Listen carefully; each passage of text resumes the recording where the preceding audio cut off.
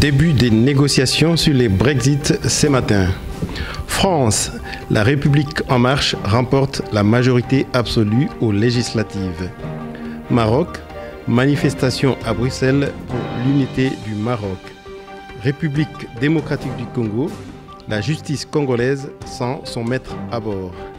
Reportage, la succession des affaires dans la politique en Belgique, comment ça se passe ailleurs. Madame, mademoiselle, monsieur, bonjour. Le journal d'Almowatin.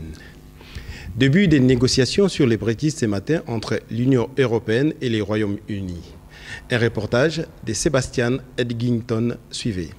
Merci Albert. Oui, c'est un nouveau chapitre dans l'histoire du Brexit. Une histoire qui a commencé en février 2016 lorsque David Cameron, Premier ministre du Royaume-Uni à ce temps-là, a annoncé un référendum sur l'adhésion du pays à l'Union européenne. Certains ont vu ce geste comme une réponse à la popularité croissante du Parti populaire UKIP, qui avait pour objectif principal la sécession du Royaume-Uni de l'Union européenne. Avant le vote, le parti de Cameron et les conservateurs ont fait une campagne pour rester dans l'Union européenne, mais le 23 juin 2016, près de 17,5 millions de personnes, soit 51,89% de ceux qui ont voté, l'ont fait en faveur de la sécession. Cameron démissionne, remplacé par Theresa May, qui nomme David Davis en tant que ministre pour le Brexit. Suivant des contraintes citées par une femme d'affaires, Gina Miller, la Cour suprême du Royaume-Uni se réunit pour décider si le Parlement ou la Première ministre a le pouvoir d'invoquer l'article 50 du traité de Lisbonne, donc l'article qui décrit les conditions de procédure de la sécession d'un État membre. La réponse est que la Première ministre doit obtenir la permission du Parlement avant d'invoquer l'article. Elle reçoit cette permission le 13 mars 2017 et invoque l'article 2 semaines plus tard. Tim Barrow, envoyé à l'UE, donne la lettre au président du Conseil européen Donald Tusk qui confirme l'intention du Royaume-Uni de céder de l'Union européenne une fois la période de négociation finie. Cette période a commencé aujourd'hui et maintenant le Royaume-Uni et l'Union européenne ont 2 ans pour négocier beaucoup d'aspects du futur du pays et de l'Union, dont les aspects économiques, humanitaires, logistiques et défensifs, parmi d'autres. Les 2 aspects les plus polémiques, non seulement pour les négociations à suivre, mais aussi durant la campagne pour et contre le Brexit, sont l'accès au marché unique et la libre circulation. 2 avenues sont ouvertes, un Brexit doux ou un Brexit dur. Le Brexit dur couperait tous les liens entre le Royaume-Uni et l'Union européenne et les tarifs seraient imposés. Le Brexit doux, cependant, permettrait au Royaume-Uni de garder la plupart des bénéfices de l'Union européenne, dont l'accès au marché unique, même s'ils ne sont plus États membres. Néanmoins, ils ne seraient plus représentés dans les institutions européennes. Le Brexit dur était celui préféré par le gouvernement du Royaume-Uni, mais les résultats des élections récentes pourraient changer cela. Donc l'histoire du Brexit jusqu'à maintenant a été pleine d'incertitudes, de débats et de polémiques. Ce n'est pas prêt de changer, mais maintenant nous sommes dans la dernière ligne droite. Dans 2 ans, nous connaîtrons le sort du Royaume-Uni et son futur avec l'Union européenne et le reste du monde. Le nouveau parti d'Emmanuel Macron, La République en marche, a remporté largement les élections législatives et bénéficiera de la majorité absolue à l'Assemblée nationale. Le président centriste, Emmanuel Macron, va pouvoir s'atteler à ces chantiers des réformes, parfois délicats, qu'il espère mener en France, mais aussi en Europe. Maroc, suite aux derniers événements survenus à Al-Hoceïma, la communauté marocaine de Belgique a décidé de réagir et de clarifier sa position par un sitting pacifique pour marquer sa solidarité avec les revendications légitimes et justifiées du peuple marocain. C'est ainsi que 200 personnes s'étaient réunies à Bruxelles pour un Maroc uni. Suivez. Pour répondre à votre question, ma présence aujourd'hui ici, c'est tout simplement pour soutenir le mouvement, au même temps de soutenir aussi les revendications de nos concitoyens marocains qui sont pas seulement des habitants d'El Hoceïma, mais tout le Maroc. Ça, il faut le souligner parce que les revendications, moi je soutiens les revendications légitimes de ces personnes, mais qui sont dans tout le Maroc. Il y a un changement depuis maintenant plusieurs années qu'il faut continuer. Par contre, là où je ne suis pas d'accord, c'est qu'on touche à l'unité du royaume. Comme vous savez, le Maroc il a quand même plus que 1200 ans d'histoire. On ne peut pas oublier, on ne peut pas nier, il faut rester honnête, sincèrement honnête. On sait que le Maroc aujourd'hui, il fait déranger quelques pays pour sa sincérité, par son économie qui avance de plus en plus. République démocratique du Congo. Une enquête belge a été ouverte à l'encontre du ministre congolais de la Justice, M. Alexis Tambwe Mwamba. M. Tambwe Mwamba, qui était un des chefs rebelles qui avait revendiqué l'explosion d'un avion de ligne en 1998, au moment où ses troupes voulaient chasser du pouvoir M. Laurent Désiré Kabila, tombeur du dictateur Mobutu.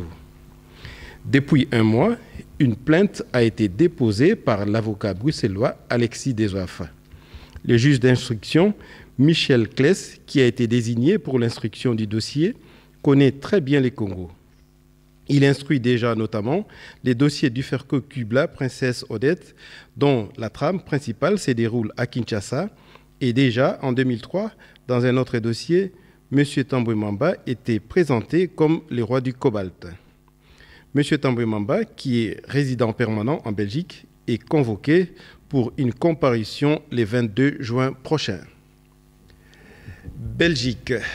La saga bruxelloise des démissions s'est poursuivie ce dimanche. Jean-Luc Van Raas, Open VLD, a annoncé qu'il renonçait à sa fonction de président du CPAS d'Uccle. La succession des affaires qui touchent le monde politique belge constitue un réel problème d'éthique. Nous avons voulu savoir comment cela se passe ailleurs. Un reportage de France 2 en Norvège. Suivez. Nommé il y a 2 ans, Knut Storberget n'a presque rien changé à la déco. J'ai juste apporté quelques photos de ma fille et aussi une œuvre d'art contemporain de mon autre fille. Et le reste du bureau est très simple. Vous trouvez? Oh, moi je trouve ça parfait. Ça vous suffit? Absolument. Je suis très fier de mon bureau. Parfois, le ministre finit sa journée un peu plus tôt que d'habitude. Et vous avez fini votre travail? Oui, j'arrête là. Et quelle heure est-il? Ne le dites pas au Premier ministre, mais il est 15h15. Il est temps d'aller chercher mes enfants à l'école et à la crèche. À 42 ans, Knut est l'un des ministres les plus importants du gouvernement. 20 000 fonctionnaires sous sa responsabilité. Allons-y. Pourtant, il s'en va seul, sans garde du corps. Un petit salut à la gardienne, en attendant sa voiture, ou plutôt l'une des voitures du gouvernement, car le ministre n'a pas de chauffeur attitré.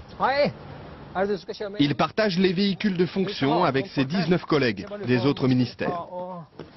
Partir de bonne heure, pour chercher ses enfants, ne dérange personne en Norvège. Hei, Marit! Hei! De kroppen. Skal du være med hjem? Ja. Ha det. La crèche et l'école de ses 2 filles sont à quelques pas de sa maison, dans un quartier résidentiel et tranquille d'Oslo. Comme Knut habitait déjà la capitale avant d'être nommé ministre, pas question pour lui d'avoir un appartement de fonction. Avec sa famille, il vit toujours dans cette petite maison mitoyenne. Et le grand plaisir du ministre, quand il rentre chez lui, c'est de préparer le dîner. La Norvège, un vaste royaume peuplé d'à peine 4 600 000 habitants. Monarchie parlementaire où les citoyens tutoient leurs députés et leurs ministres. Un pays riche de son gaz et de son pétrole. Mais la Norvège, c'est aussi une culture de protestants rigoristes. On ne badine pas avec l'argent public. La transparence financière est un dogme, la corruption des élus, un péché capital. Et ce pays, c'est aussi celui d'Eva Joly. La juge franco-norvégienne travaille depuis 5 ans à Oslo. En France, elle a instruit l'affaire Elf et obtenu la condamnation de la plupart de ses dirigeants. Elle conseille désormais le gouvernement norvégien pour la lutte contre le blanchiment.